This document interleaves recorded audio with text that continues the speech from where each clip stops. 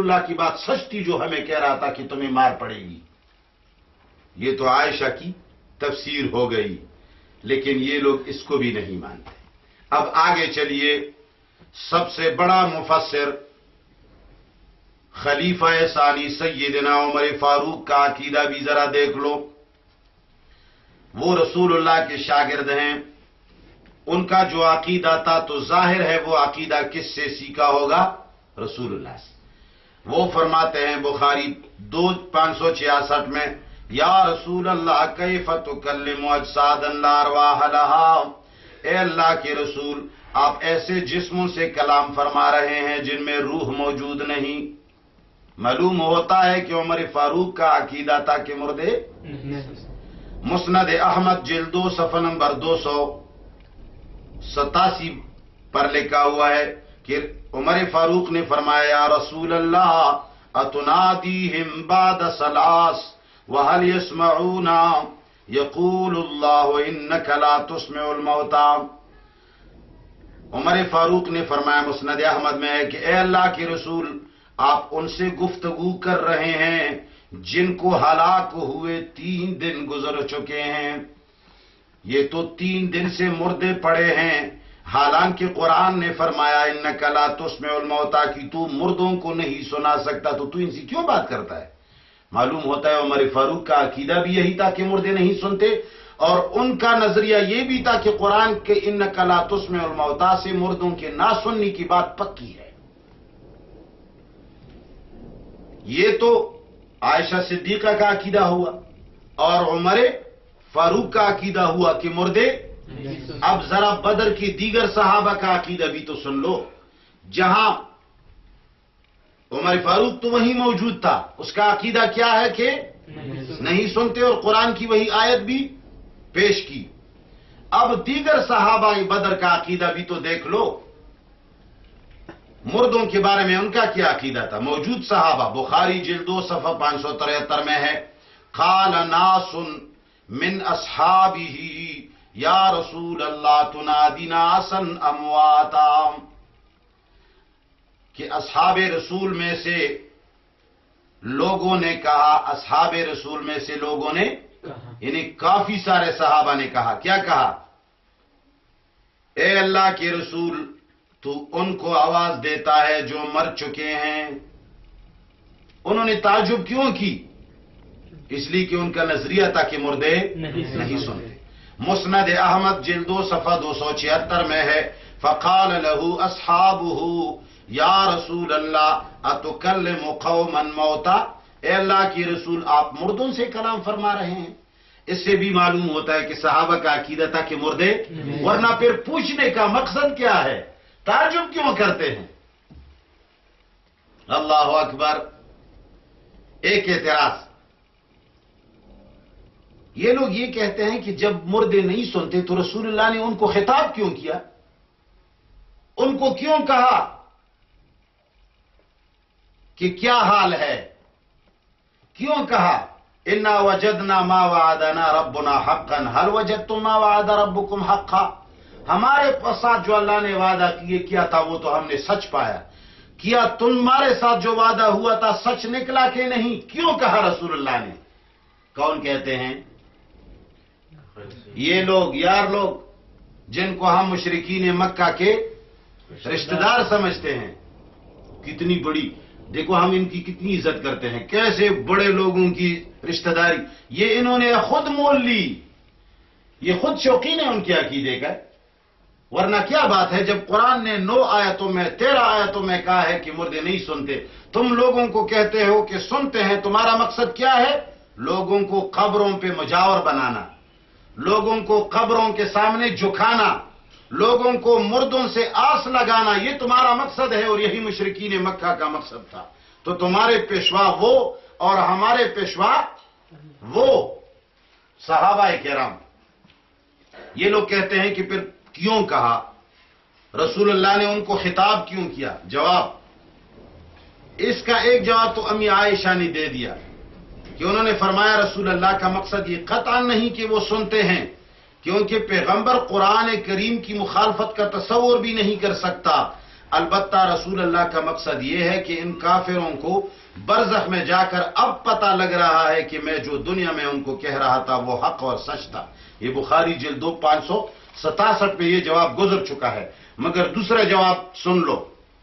اس حدیث قلیب بدر کراوی قتادہ رحمہ اللہ مردوں کا سننا قرآن کے ظاہر کے خلاف سمجھ رہا ہے. یہ جو راوی ہے اس روایت کا قتادہ، وہ بھی مردوں کا سننا قرآن کے خلاف، وہ کہتا ہے کہ مردے سنتے، اس لیے قرآن کو اپنے ظاہر پر محمول کر کے حدیث میں تعویل کر کے فرماتے ہیں. کیا فرماتے ہیں؟ کہ یہ بدر میں جو ہوا رسول اللہ صلی اللہ علیہ وسلم کا معجزہ تھا.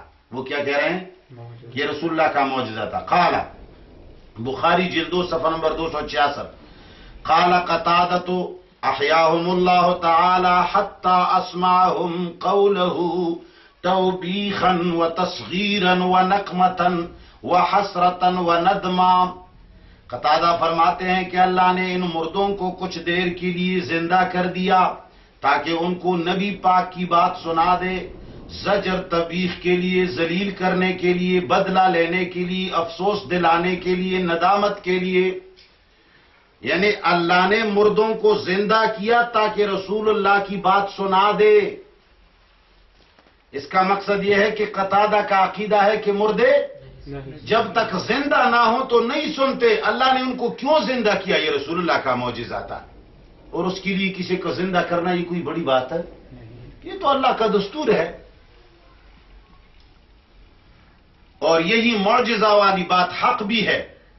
کیونکہ رسول اللہ صلی اللہ علیہ وسلم کے الفاظ میں قیودات اور تخصیصات سے صاف معلوم ہوتا ہے کہ یہ معجزہ ہے. دیکھو بخاری جلد 2 صفحہ 567 پر رسول اللہ کیا فرماتے ہیں؟ انہم الان لا يسمعون ما اقول لهم. انہم، رسول اللہ فرماتے ہیں یہ مردے. کون؟ ابو جہل وغیرہ وغیرہ. رسول اللہ نے یہ نہیں فرمایا کہ ساری دنیا کے مردے سنتے ہیں.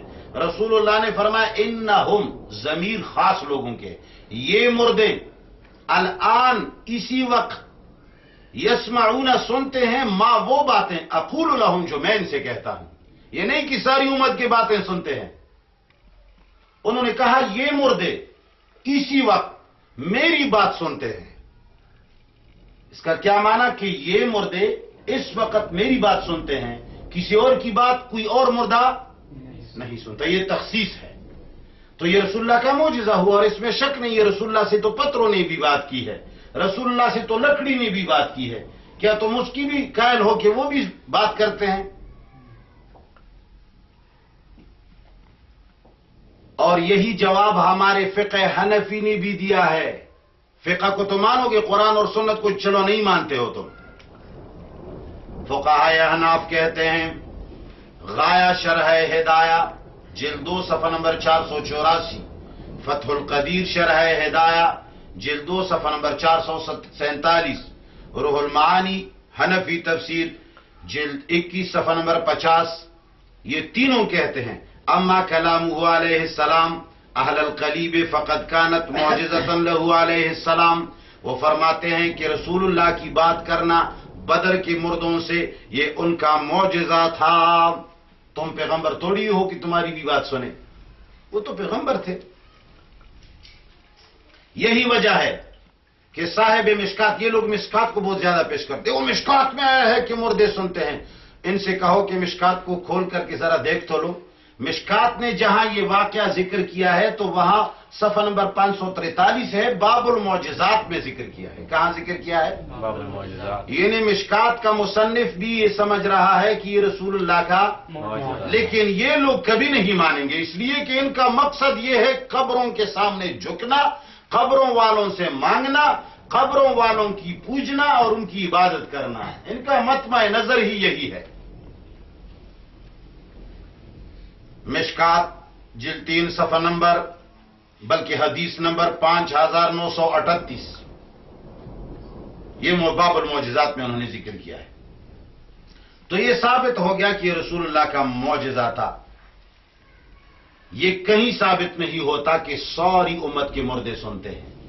زیادہ سے زیادہ کوئی کوشش کرے گا تو یہ ثابت کر دے گا کہ رسول اللہ کی بات بدر کے مشرکین نے سن لی تھی. اس میں کوئی بڑی بات نہیں ہے، رسول اللہ کی بات سننا کوئی بڑی بات نہیں، اس لیے کہ وہ معجزہ ہے، وہ رسول تھے. علامہ ابن جریر طبری، اب دیکھو تقریباً 3 تفسیریں ذکر ہو گئی. اب چوتھی تفسیر علامہ ابن جریر طبری سورہ نمل آیت نمبر 80 اور سورہ روم آیت نمبر 52 کے تحت لکھتے ہیں.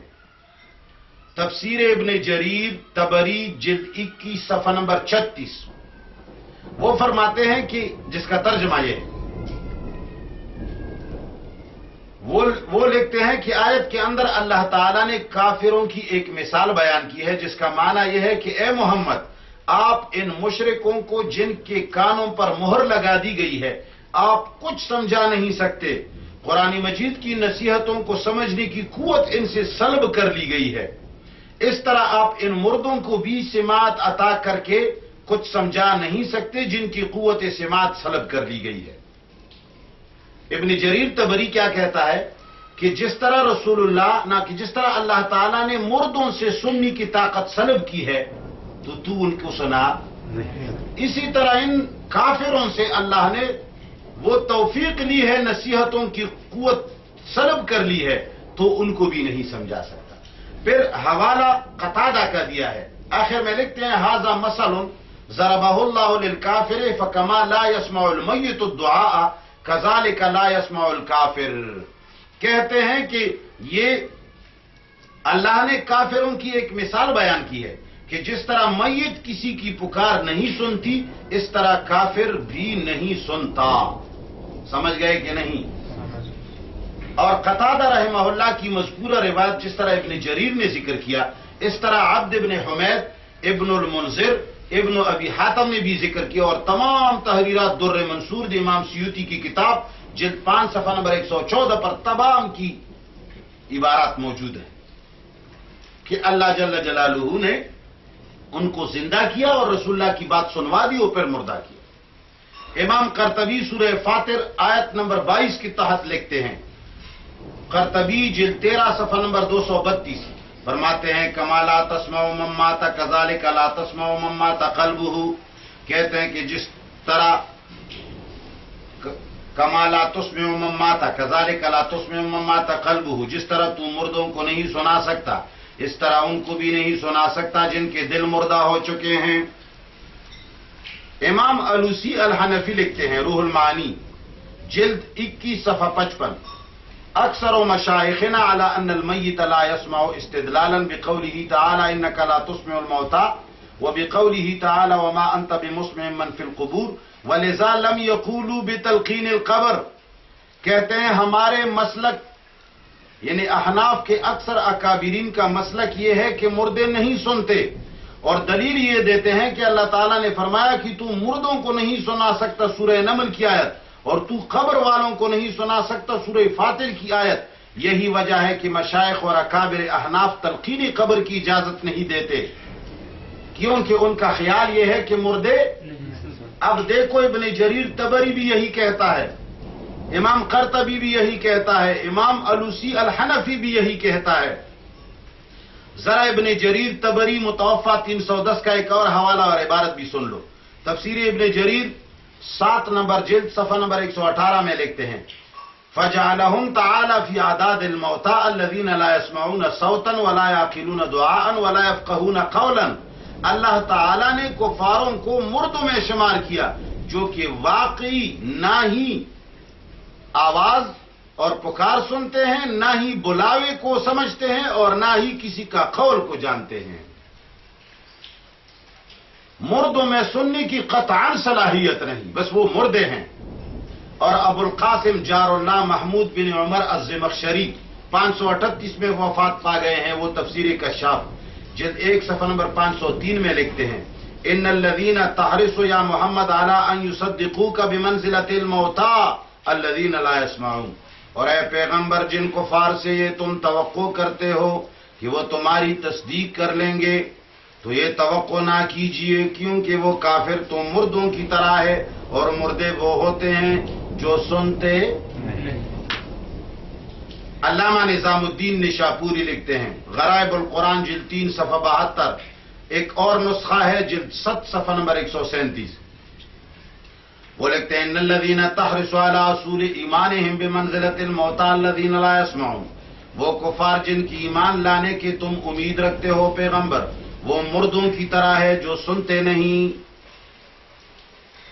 اب علامہ ابو البرکات عبداللہ بن احمد النصفی الحنفی 710 ہجری میں وفات پا گئے ہیں، وہ سورہ انعام 36 کی تحت لکھتے ہیں ان حرصہ علیہ الصلاۃ والسلام علی ہدایتہم لا ينفع لعدم سماعہم کالموتى، فرماتے ہیں رسول اللہ صلی اللہ علیہ وسلم کا ان کی ہدایت کی امید و حرص کرنا ان کے لیے مفید نہیں، کیونکہ کفار سنتے نہیں جیسے کہ مردے نہیں سنتے۔ علامہ قاضی ناصر الدین البیضاوی تفسیر بیضاوی جلد 1 صفحہ نمبر 269 میں لکھتے ہیں ہؤلاء کالموتى لا يسمعون، یہ کفار مردوں کی طرح ہے جو سنتے یعنی مردوں میں نہیں سننا یہ مسلم ہے، اسی سے تشبیہ دیتے ہیں کفار کو، اس لیے کہ مردے سرے سے سنتے ہی نہیں تو کفار بھی اتنے ہی بے حس ہو گئے ہیں کہ وہ بھی نہیں سنتے۔ علامہ بیضاوی جلد 7 صفحہ نمبر 127 میں ایک اور جگہ پہ لکھتے ہیں کہ ہمارے اکثر ائمہ کرام اس کے قائل ہیں کہ مردے نہیں سنتے، اور انک لا تسمع الموتى اس کا دلیل دیتے ہیں۔ سارے علماء اور صحابہ کہتے ہیں کہ انک لا تسمع الموتى سے پتہ چلتا ہے کہ مردے نہیں سنتے۔ ہمارے مشرکین مکہ کے رشتہ دار کہتے ہیں کہ اس آیت میں سننے کی نفی ہی نہیں ہے، اس آیت میں تو سنانے کی نفی ہے۔ ارے تم ان صحابہ سے بھی زیادہ سمجھنے لگے ہو، جب آدمی یہود اور نصارہ کا تابع دار ہو جاتا ہے، جب قبر کا پجاری بن جاتا ہے تو پھر وہ صحابہ سے آگے نکلتا ہے، وہ پھر صحابہ کے بارے میں گندی باتیں اور گندی سوچیں رکھتا ہے۔ علامہ ابو الطیب صدیق حسن البخاری لکھتے ہیں فتح البیان جلد 3 صفحہ نمبر 157 ہؤلاء لیسوا کذلک بل ھم بمنزلۃ الموتى لا يسمعون ولا يعقلون، یہ لوگ یعنی کفار ایسے نہیں جس طرح ان کو مسلمان سمجھتے ہیں کہ دعوت سن کر ایمان لائیں گے، نہیں بلکہ یہ تو مردوں کی مانند ہے جو نہ سنتے ہیں اور نہ ہی سمجھتے ہیں۔ علامہ علی بن محمد 725 میں امام خازن کے نام سے مشہور ہے، وہ تفسیر خازن جلد 2 صفحہ 14 میں لکھتے ہیں وَلِهَذَا شَبَّهَ الْكُفَّارَ بِالْمَوْتَى لِأَنَّ الْمَيِّتَ لَا يَسْمَعُ وَلَا يَتَكَلَّمُ، کہتے ہیں کہ آیت کے اندر کفار کو مردوں کی مشابہ قرار دیا اس لیے کہ مردہ نہ سنتا ہے اور نہ ہی بات کرتا ہے۔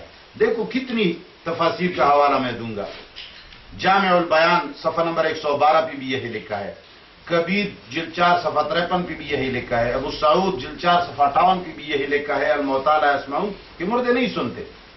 بغوی نے معالم التنزیل جلد نمبر 6 صفحہ نمبر 305 پارہ نمبر 2 المیت الذی لا سبیل الی سماعہ، ابن کثیر جلد 9 صفحہ نمبر 615 المیت لا تتحرک ولا تسمع ولا تبصر، کہ مردہ نہ حرکت کرتا ہے نہ سنتا ہے نہ دیکھتا ہے۔ یہ لوگ کہتے ہیں کہ دیکھتے بھی ہیں سنتے بھی ہیں پہنچتے بھی ہیں، یہ لوگ کہتے ہیں کہ مردے زندہ ہے اور زندے مردے ہیں، اس لیے کہ ہم زندہ ہیں۔ اب کسی کمرے کے نیچے ہم پڑے رہتے ہیں تو کمرے کے اوپر 6 انچ سے کم مٹی ہوتی ہے، اب اگر چھت کے اوپر کوئی بولتا ہے ہم نیچے سنتے ہیں نہیں۔ جب مردہ 100 من مٹی کے نیچے سنتا ہے، ہم 6 انچ کے اندر کے نیچے نہیں سنتے، تو پھر ہم مردے ہو گئے اور مردے زندے ہو گئے۔ وہ 100 من کے نیچے سنتے ہیں، ہم 6 انچ کے نیچے نہیں سنتے، تو اس کا مقصد یہ ہے کہ ہم مردے ہیں اور وہ زندے ہیں، اور ان کا خیال ہی یہی ہے کہ لوگ مردوں کے سامنے جائے اور اس زندہ جاوید اللہ کو چھوڑ دے۔ اب ایک اعتراض، مگر اس کی جواب کی تفصیل، مگر ایک بات یاد رکھے کہ منصفانہ سمجھنے کی ضرورت ہے۔ عوام کو دھوکہ دینے کے لیے مزارات، قبور اور اولیاء کے نام پر دھندا کرنے والے کچھ علماء سو بدنیتی سے یا بعض حق پرست ملا نے ایک نیتی کے بنا پر بعض کتب اکابر تفاسیر وغیرہ تفاسیر یعنی کتب حدیث وغیرہ سے وہ حوالہ جات نقل کرتے ہیں جن میں اکابرین رحمہ اللہ نے فی الجملہ مردوں کی سنی کی حامی پر بھی ہے. جیسا کہ امام علوسی الحنفی روح المعانی میں ایک جگہ لکھتے ہیں کہ حق یہ ہے کہ مردے فی الجملہ سنتے ہیں. علامہ انور شاہ کشمیری نے نقل کیا ہے کہ اس باب میں استثناءات بہت ہیں. فی الجملہ سنی کی بات اکثر مفسرین اور محدثین نے عبارتوں میں لکھی ہے. اب ان لوگوں نے جو فی الجملہ لکھا ہے تو بعد میں بدعقیدہ لوگوں نے ان عظیم ہستیوں کی عبارتوں سے اپنے گندے عقیدے اور نظریات کی ثبوت کی کوشش کی ہے، جن کو اللہ کامیاب تو نہیں کریں گے انشاءاللہ، لیکن ان لوگوں نے ان کی عبارتوں سے غلط استدلال کر کے عوام کو دھوکہ دینے کی کوشش کی ہے. اس لیے اس کا ذرا جواب سنیے کہ جن علماء نے فی الجملہ سننے کی بات کی ہے، کہیں کہیں گاہے گاہے لکھا ہے کہ فی الجملہ سنتے ہیں، تو اس کا مقصد یہ نہیں ہے کہ مردے زندہ لوگوں کی باتیں سنتے ہیں. یہ یاد رکھیں. اس کی حقیقت یہ ہے کہ بدر کے کنویں میں کفار قریش کے مقتولین سے رسول اللہ کا خطاب مبارک پوری امت میں تقریباً سب قائل ہیں کہ اللہ نے رسول اللہ کی بات کفار مردوں کو معجزے کے طور پر سنا دی. اب رسول اللہ کی بات جب انہوں نے سن لی معجزہ کے طور پر، اس کی پوری امت کیا ہے؟ قائل ہے.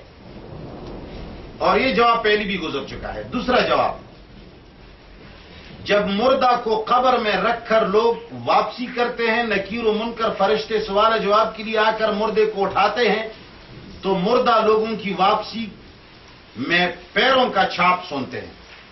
بعض لوگ اس کی اگرچہ تعویل کرتے ہیں لیکن ایک روایت ہے. اور تیسری جگہ ہے قبر والے پر سلام کی. اب جن محققین سے مردوں کے سننے کے بارے میں جو کچھ منقول ہے وہ ان تین جگہوں کے بارے میں ہے کہ اگر مردوں کا سننا ثابت ہے تو صرف ان تین جگہوں میں منحصر ہوگا.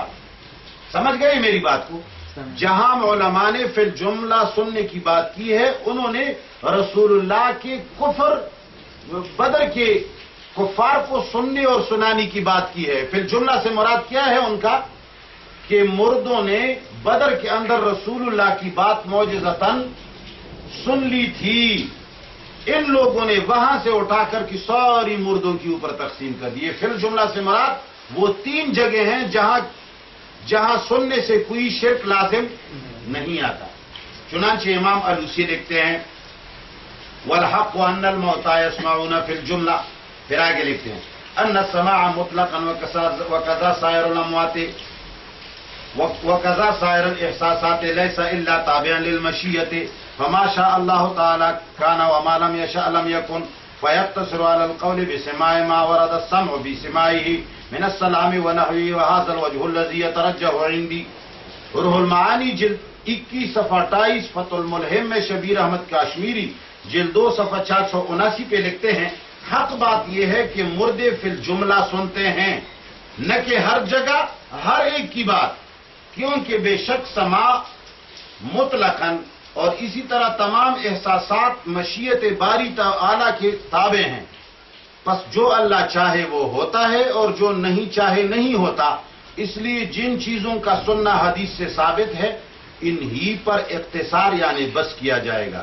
مثلا یہ کہ سلام سنتے ہیں اور میرے نزدیک یہی راجح ہے.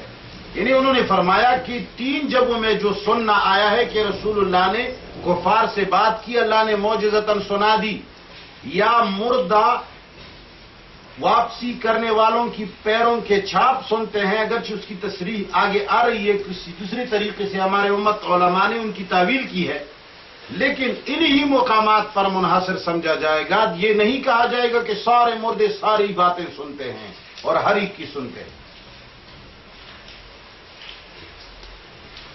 اس عبارت سے امام علوسی اور شبیر احمد عثمانی کا مطلب صرف اور صرف یہ ہے کہ مردے کے تمام احساسات اور سننے کی صلاحیت سب اللہ کی مشیت اور ارادے پر موقوف ہیں، اور اللہ چاہے کہ کسی کی بات ان کو سنا دے تو سنا سکتا ہے، اور مردے بھی پھر سن لیتے ہیں جب اللہ چاہتا ہے. اگر اللہ نہ چاہے تو نہیں سناتا اور نہ ہی سنتے ہیں.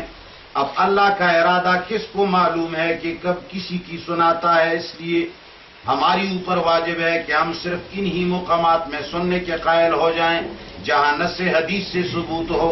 مثلا بدر میں کفار کو اللہ نے رسول اللہ کی باتیں معجزتاً سنائی تھیں اور بس.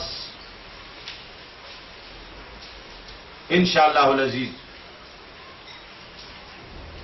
مزید کل. وآخر دعوانا الحمدللہ رب العالمین.